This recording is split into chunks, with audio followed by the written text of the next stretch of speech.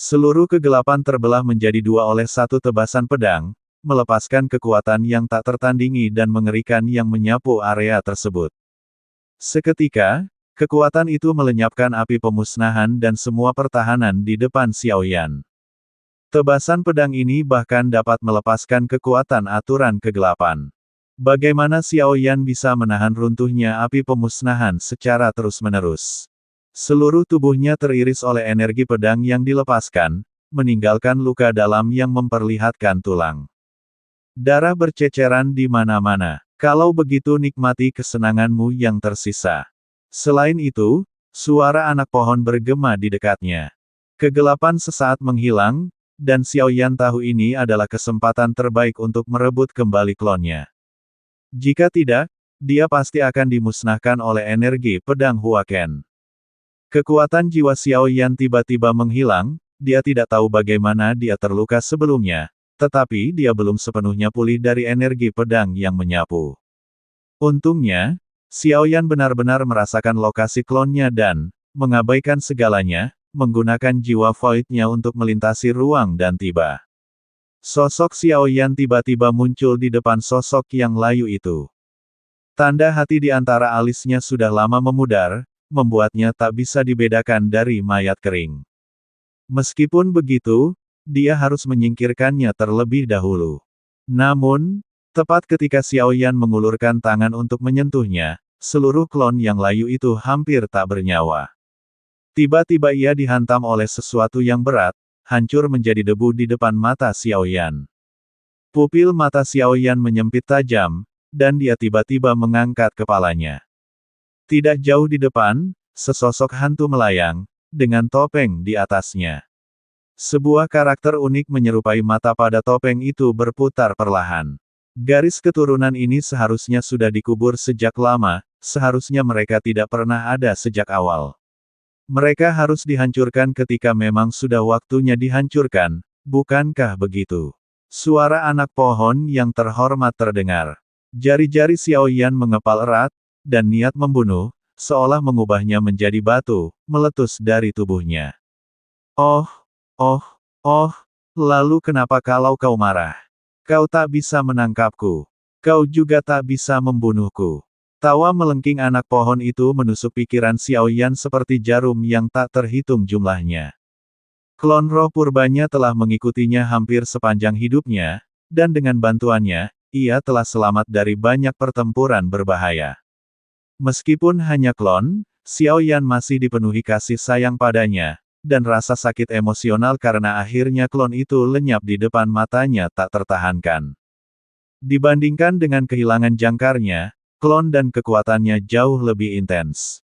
Ada juga janji yang telah ia buat kepada para leluhur di Polaris, ia merasa bersalah kepada mereka, bersalah atas kepercayaan yang diberikan kepadanya oleh leluhur roh purba. Tapi sekarang, menghadapi kehancuran klonnya, apa yang bisa ia lakukan? Seperti yang dikatakan anak pohon, ia tidak bisa menangkap atau membunuhnya, ia hanya bisa menyaksikan tanpa daya saat penghinaan itu terjadi. Ditambah dengan energi pedang abu putih yang menyapu dan cemerlang. Xiaoyan terbatuk-batuk mengeluarkan darah beberapa kali, menderita luka parah baik di pikiran maupun tubuhnya.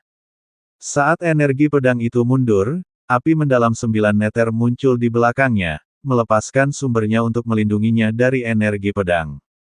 Tiba-tiba, lengan Xiaoyan dicengkeram, dan dia berbalik tajam untuk menemukan Ye Beijing. Kita harus segera pergi, kata Ye Beijing, alisnya berkerut. Jarang sekali melihatnya begitu serius, dan ekspresinya muram. Baiklah, kata Xiaoyan, agak linglung, masih pulih dari trauma kehilangan klon roh primordialnya sepenuhnya. Itu hanya klon roh primordial, dan garis keturunannya sudah mengalir di tubuhmu. Jika kau tidak pergi sekarang, kau benar-benar tidak akan bisa melarikan diri, kata Ye Beijing dengan sungguh-sungguh. Kegelapan kini telah terbentang, memang saat terbaik untuk pergi. Xiaoyan menggertakkan giginya, dan dengan jentikan pergelangan tangannya, jiwa eteriknya muncul, membawa Ye Beijing ke dalamnya. Detik berikutnya, keduanya muncul di luar kegelapan, akhirnya berhasil melarikan diri. Melihat ke belakang, seolah-olah dunia telah terbelah menjadi dua. Tepat saat itu, cahaya dingin melesat dari kegelapan dengan kecepatan kilat. Tatapan Xiao Yan menajam, dan dia segera bersiap untuk membela diri. Tiba-tiba, dia berhenti, dan setelah diperiksa lebih dekat, dia menyadari itu adalah pedang ekstrim timur. Pedang ekstrim timur berdengung, seolah-olah mengandung energi pedang yang menakjubkan. Kali ini, aku benar-benar berhutang budi yang besar, tetapi aku tidak tahu apakah aku akan selamat, kata Ye Beijing. Xiao Yan benar-benar terkejut. Apa yang akan terjadi? Mungkinkah bahkan tokoh kuat seperti Hua Ken binasa? Jika demikian, dia tidak mungkin bertindak gegabah untuk membantu mereka melarikan diri. Apa yang kau sembunyikan? Pada akhirnya, itu menjadi bantuan. Aku benar-benar tidak bisa membedakan teman dari musuh, gumam Xiao Yan. Perjalanan ini adalah untuk mengambil kembali klon roh primordialnya, tetapi pada akhirnya, semuanya sia-sia, dan dia benar-benar kehilangan segalanya. Ye Beijing ragu-ragu, lalu tetap diam. Seolah takut didengar orang lain. Mari kita pergi dulu, hanya itu yang bisa kita lakukan untuk saat ini. Meskipun dia kehilangan klon roh primordialnya, untungnya dia mendapatkan kembali sumber api yang kuat.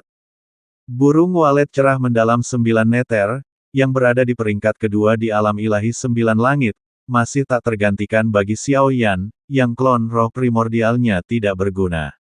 Sebelum pergi, dia perlu pergi ke alam tertinggi.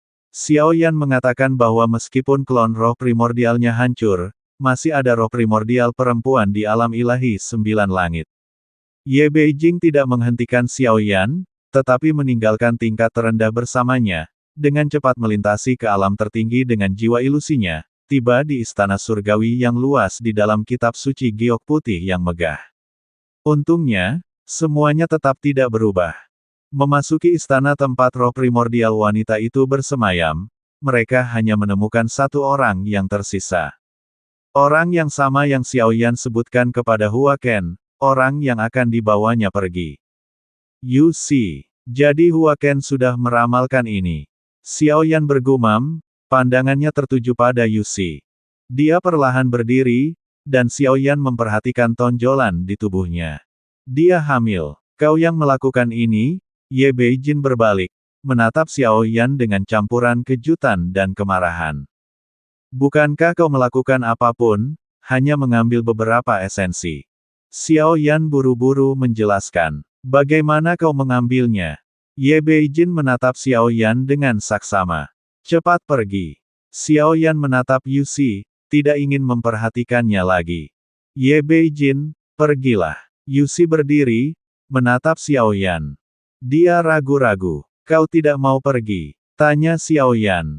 Kemana? Apakah masih ada tempat untuk klan roh primordialku?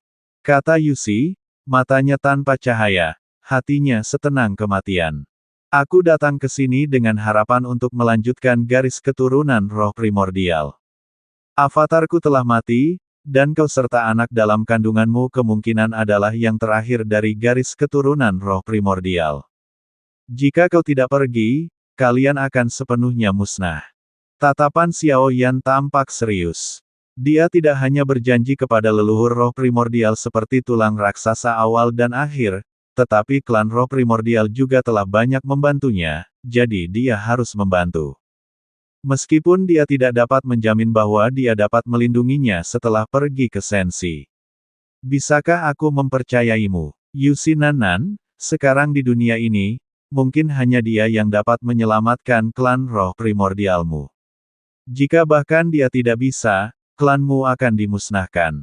Beijing berdiri di samping, melipat tangan, tampak agak tidak senang, tetapi tetap menawarkan bantuannya. Xiao Yan mengamini.